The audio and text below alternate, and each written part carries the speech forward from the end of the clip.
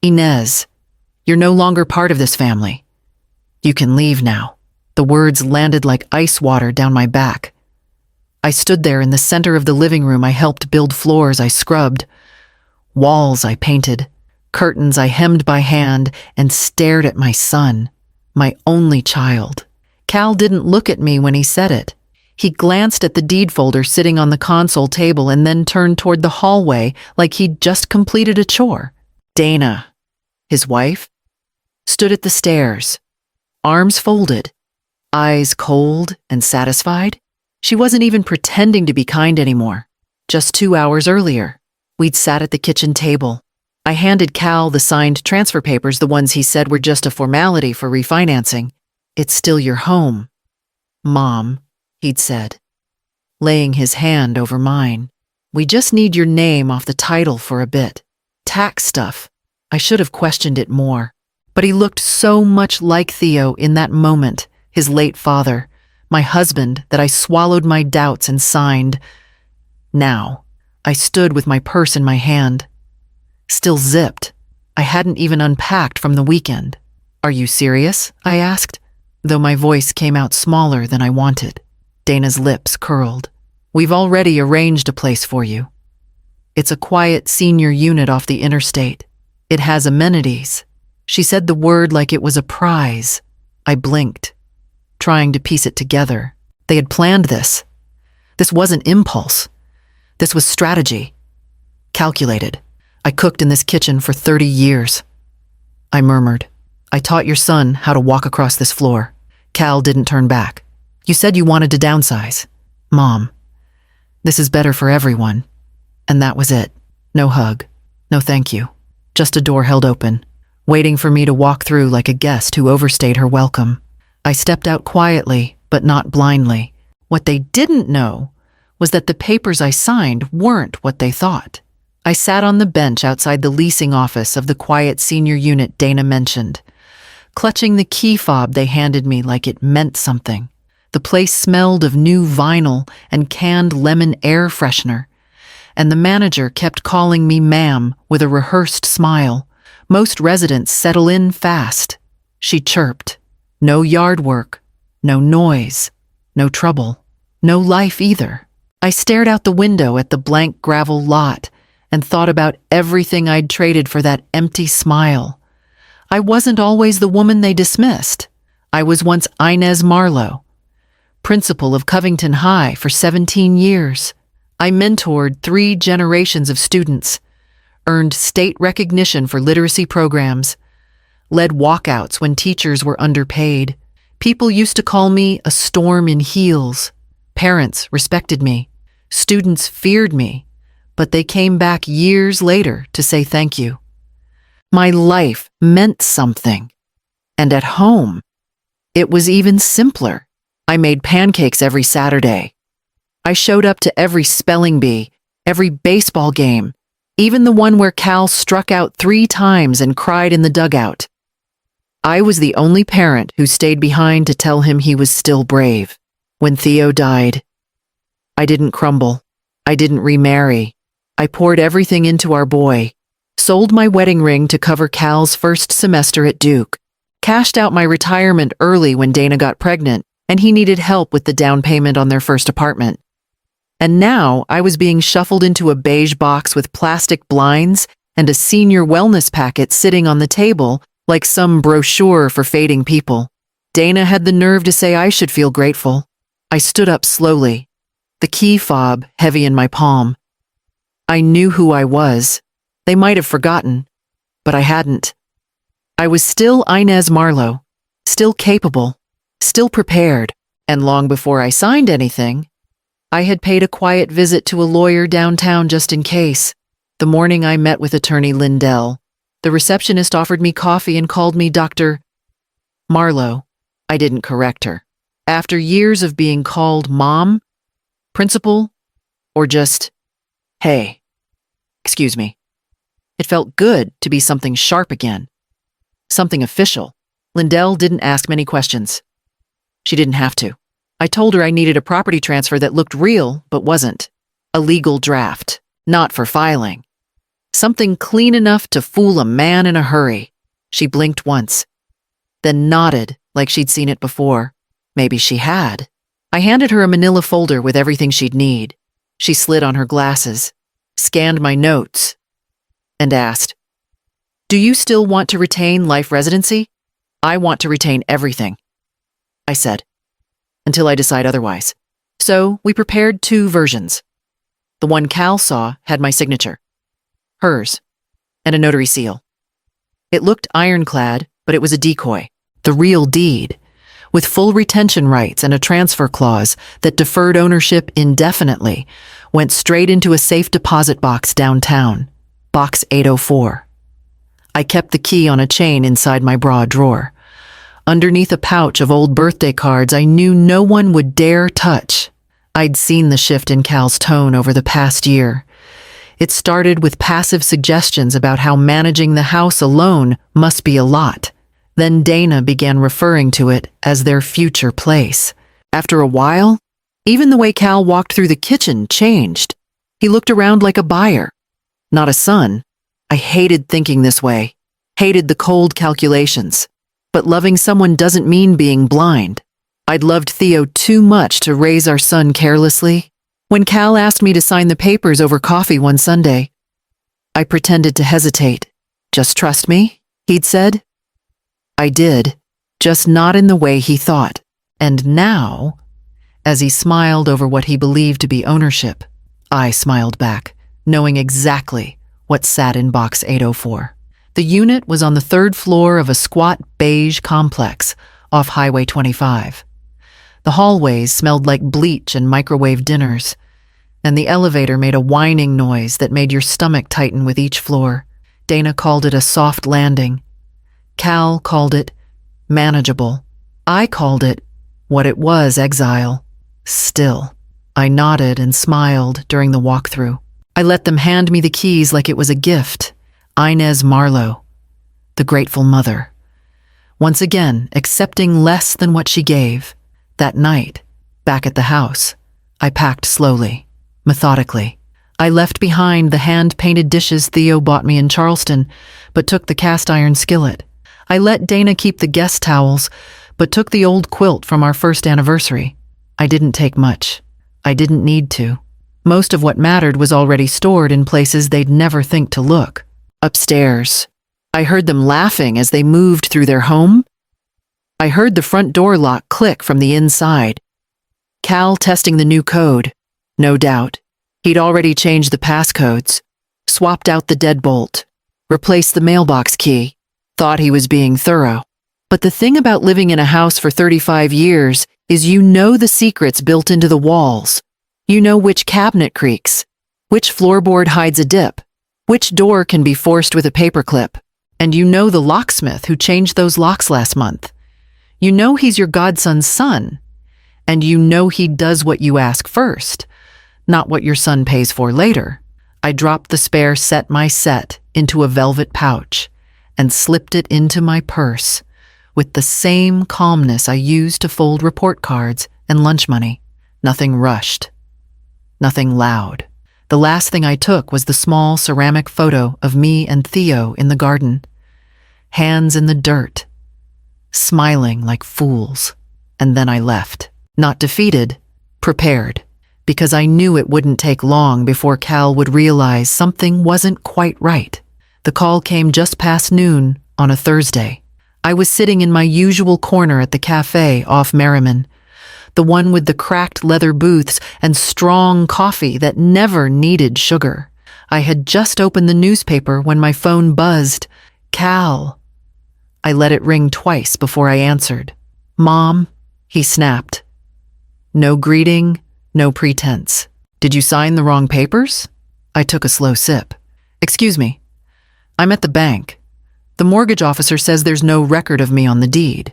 No transfer. Nothing. They won't process the refinance until ownership is clear." I stirred my coffee. "That's odd." He exhaled through his teeth. "What did you sign?" "Mom, you handed me a folder." I said. "I signed what was in it." "No, I handed you the final copy. We went over it together. We went over a lot of things together." "Cal, I looked out the window, watching a dog pull its owner toward the bakery next door, but I don't recall anyone reading the fine print. There was a pause. I imagined him standing in some sterile office. Dana beside him. Both of them suddenly realizing their neat little plan had a missing page, maybe a missing mother. "Are you trying to sabotage this?" he asked. "I'm trying to sip my coffee in peace," I replied. "You're making this harder than it needs to be." I smiled. "Funny. That's exactly what I told myself when you handed me that pen." He hung up. I set my phone down and reached for the tiny biscotti that came with the drink. They'd overplayed their hand.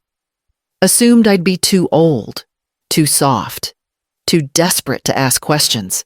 But they forgot who I used to be, who I still was. I wasn't angry anymore. That part had passed.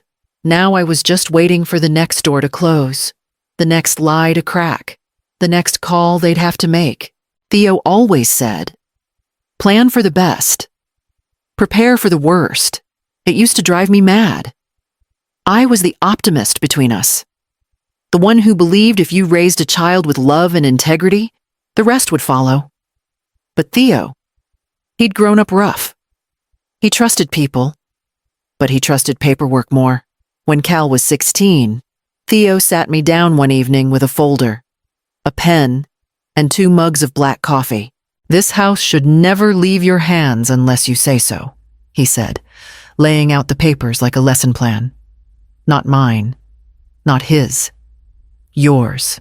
It was a property trust quietly drawn, legally binding. The house would remain in both our names until one of us passed, and after that, in mine alone. Not a full transfer, not inheritance, a living trust. There was a clause that let me stay in the home for the rest of my life, even if the title changed. It was built airtight. "Don't tell Cal," Theo said, closing the folder. "Not because I don't trust him, just because you never know who they'll become." Back then, I thought it was unnecessary, maybe even cruel, but I signed. When Theo passed 3 years later, I followed his instructions. I updated the trust, added a second account for repairs and emergencies, transferred the legal paperwork to a smaller, quieter firm. No big banks, no flashy offices, just honest names and locked drawers. I even gave the lawyer one simple rule if anyone tried to transfer the deed without my signature and face-to-face presence: flag it and freeze it. Cal never asked about any of it. He just assumed the title was his once my signature touched the page, assumed my silence meant surrender, assumed the house was a gift when really it was a test. And when the bank told him no, when the paperwork didn't line up, when the trust documents surfaced with Theo's name still tied in bold, I imagine the shock must have felt like a floor cracking beneath him. But it wouldn't be the last surprise waiting. Not by far. The balloons went up around noon, pale pink and gold, fluttering weakly in the breeze. Dana had always loved a theme, and this one was no different. New beginnings. She posted about it 3 days before, tagging Cal and geotagging the house like it had always been theirs, like I was just a name that had never been painted on the mailbox. I didn't need to see it, but I did, from across the street. I kept my distance, sat with a book and my sunglasses, letting the shade cover me while the guests arrived. Some of the neighbors had known us for decades. Mr. Capel, who used to borrow my hedge clippers. Marla, from 2 doors down, the one I brought casseroles to when her mother passed. They came up the walkway carrying bottles of wine and warm smiles, the kind reserved for people you think you know. I watched them pause near the flower beds. A pair of hydrangeas sat in full bloom near the porch, planted in a soft arc that I'd shaped myself 20 years ago. The color was just beginning to turn that dusty pink shade Theo had liked best. "Didn't your mother-in-law plant those?" someone asked. A woman in a sun hat, glass of white wine in hand. She wasn't being mean, just curious. Dana's smile twitched. "Oh, we've redone most of the yard." Those were already here. Another voice. Lower. So, where is she now? I saw Dana hesitate. Just a flicker, but Marla caught it. Her eyes followed the hydrangeas, then turned toward the street. They didn't wave, but they saw me. Sitting there. Still here? I didn't need to explain myself. Not anymore. They were already connecting the dots. Already wondering why a woman like me, who'd lived in that house for 35 years, wasn't at the party. I closed the book in my lap and stood, let them whisper. The truth was on its way, and it didn't need an invitation. The rain came in steady sheets, drumming low against the windows like an old clock no one remembered to wind. I had just turned off the lamp when the banging started. 3 hard knocks. A pause. Then 2 more. I knew that rhythm. I'd heard it since he was a boy, Cal. Always impatient. Always urgent.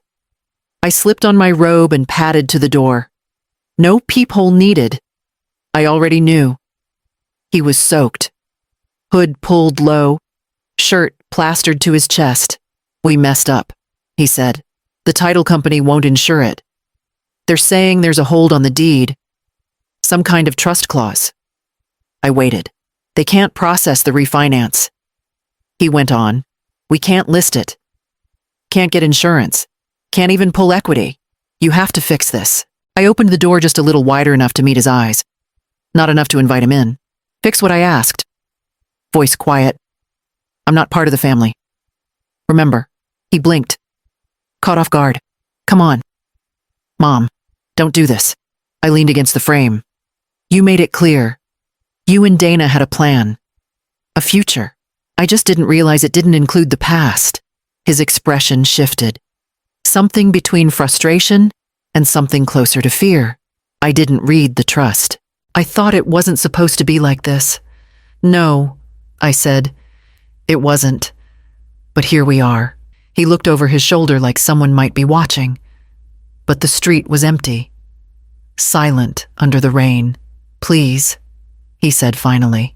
I just need you to sign a few things. I nodded slowly. Then we'll do it properly. With witnesses. With lawyers. With everything spelled out. He looked relieved. Almost grateful. But I hadn't finished. And this time, Cal, I said, stepping back just enough to close the door. I'll be the one handing over the envelope. The title office was cold. The kind of sterile quiet that made pens sound loud against paper. Cal sat across from me, still damp from the storm. Though he'd tried to hide it with a fresh blazer, Dana wasn't there. She didn't come. I figured pride had its limits even for her. The attorney entered with a neutral smile and a small stack of forms. I had requested her personally. Her name was Marianne Cole, and she didn't make small talk. That was part of why I liked her. Cal leaned forward, trying to read upside down. I let him squint. Let him sweat. Then I reached into my bag and pulled out the manila folder. This, I said, sliding it across the polished surface, is the corrected transfer. He hesitated. You're signing it over. Yes, I said calmly, as discussed, but not to you. His brow creased.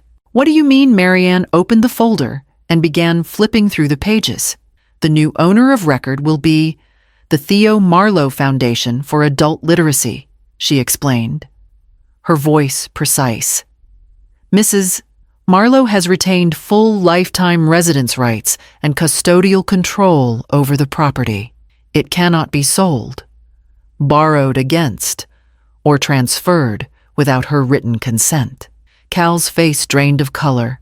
You're giving it to a charity. I'm giving it to something that will outlast ego, I said.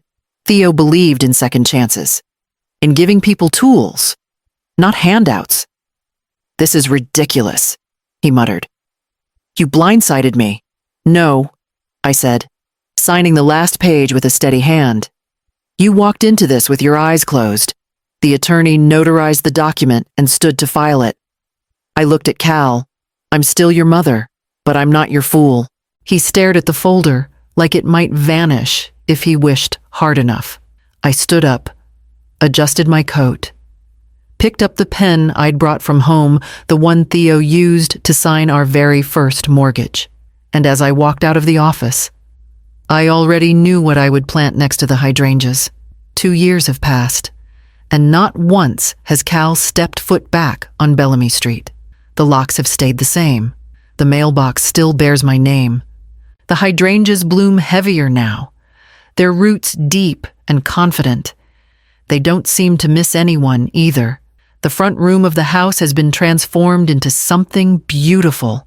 Bookshelves line the walls, filled with donated novels, dictionaries, picture books. The Theo Marlowe reading room opens its doors every Saturday morning. Sometimes it's full. Sometimes it's just 1 or 2. I don't mind.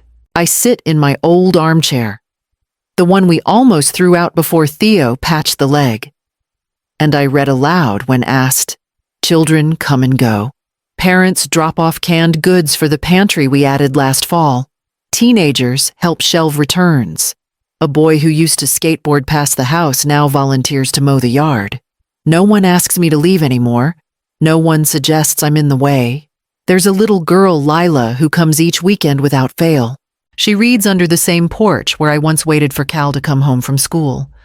She doesn't say much, just curls up with a book and a bottle of apple juice. But when she leaves, she always turns to wave. I don't wave back right away. I wait until she's halfway down the path, then raise my hand slowly, letting the moment stretch. I don't know what Cal tells people about me now. I stopped listening. I don't need the last word anymore. The house speaks for itself. Some things we build don't need to be explained. They just need to be protected. So I water the garden. I rest my coffee on the railing. I sweep the porch every Friday night so it's clean for Saturday's guests. And every time I turn the key in the lock, I remind myself of one quiet truth. The most powerful things we ever own aren't inherited. They're reclaimed.